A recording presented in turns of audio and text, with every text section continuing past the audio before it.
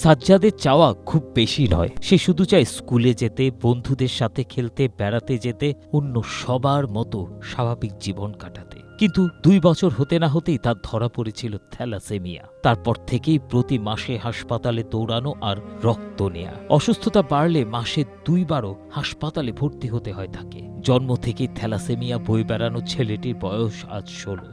এই দীর্ঘ সময় চিকিৎসা চালানো কৃষক বাবা আজ প্রায় নিঃস্ব।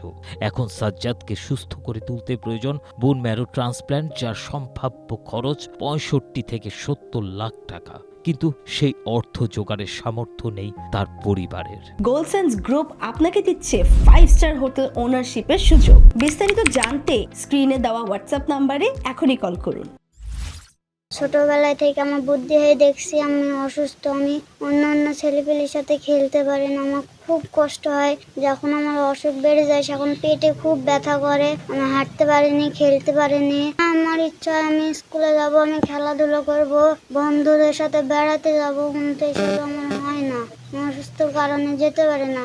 কোনো দিন তো আমি খাবারই খেতে পারি না অসুস্থর কারণে। মেহেরপুর সদর উপজেলার উজলপুর গ্রামের সাহাজিপাড়ার এই কিশোরের এক সময় প্রতি মাসে 1 ব্যাগ রক্ত দিলেই চলত। এখন তার শরীরে দিতে হয় 2 ব্যাগ করে রক্ত। চিকিৎসার জন্য সাজ্জাদের বাবার প্রতি মাসে 5 থেকে 7 হাজার টাকা খরচ হয়। আর যখন পেটে ব্যথা বাড়ে, হাসপাতালে ভর্তি হতে হয়, তখন আরও বাড়তি খরচ।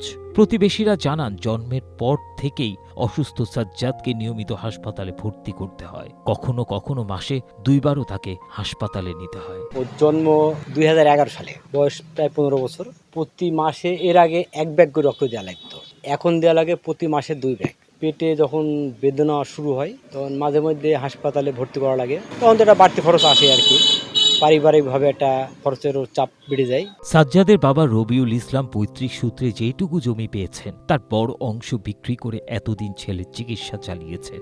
গত 14 বছরে ছেলের চিকিৎসায় তার প্রায় 40 লাখ টাকা খরচ হয়েছে। বর্তমানে অন্যের জমি লিজ নিয়ে কৃষিকাজ করে সংসার চালান রবিউল। বসত ভিটা সংলগ্ন জমি ছাড়া তার তেমন কোনো আর সম্পদ নেই। সরকারি সহায়তার আশায় গেল 2 বছর ধরে বিভিন্ন দপ্তরে ঘুরেছেন রবিউল ইসলাম। এখন পর্যন্ত কোনো দপ্তর থেকেই অনুদান পাননি। চলাফেরার গতি কমে যায়, খাওয়া দাওয়া কমাই দেয়, এইভাবে আমরা অনুমান করি।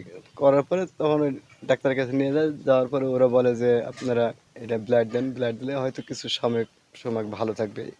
এই ছেলে অসুস্থ, হাসপাতালে গেছি, আমি সমাজসেবায় গেছি, সমাজসেবা 2টা অফিসে গেছি। তারা আমাকে বলে যে এখানে না ওখানে, ওখানে না ওখানে, এইভাবে আমাকে প্রতারণার ভিতরে ফেলে রেখেছে। ডাক্তার বলছে অপারেশন করতে হবে, অপারেশন করলেই 70-80 লাখ টাকা লাগবে। আমাদের সম্ভব না, এখন এত টাকা তো নাই আমাদের। ছেলেপেলে দেখাতে আমরা নিঃস্ব হয়ে গেছি, আমাদের এখন কিছুই নেই। তবে জেলা সমাজসেবা কার্যালয়ের উপপরিচালক মোহাম্মদ আসাদুল ইসলাম জানান, আবেদন করলে এককালীন তাদের কিছু টাকা দেয়া হবে।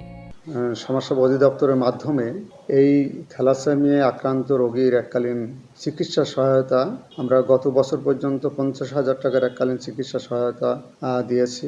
উনি যদি এই চিকিৎসা সহায়তাটি না পেয়ে থাকে তাহলে সমাজসেবা অধিদপ্তর সংশ্লিষ্ট উপজেলার থেকে উনি যদি আবেদন করেন এবং আবেদনটি যাচাই বাছাই করে সঠিক হলে আমরা তাকে এই চিকিৎসা অনুদানটি দেওয়ার মাধ্যমে তাকে আমরা চিকিৎসার জন্য সহায়তা করতে পারবো। শুধু সরকারি সহায়তা না, সমাজে বিত্তবানদেরও সাজ্জাদের সহযোগিতায় এগিয়ে আসার আহ্বান জানান এলাকাবাসী। Desk report, Asia post.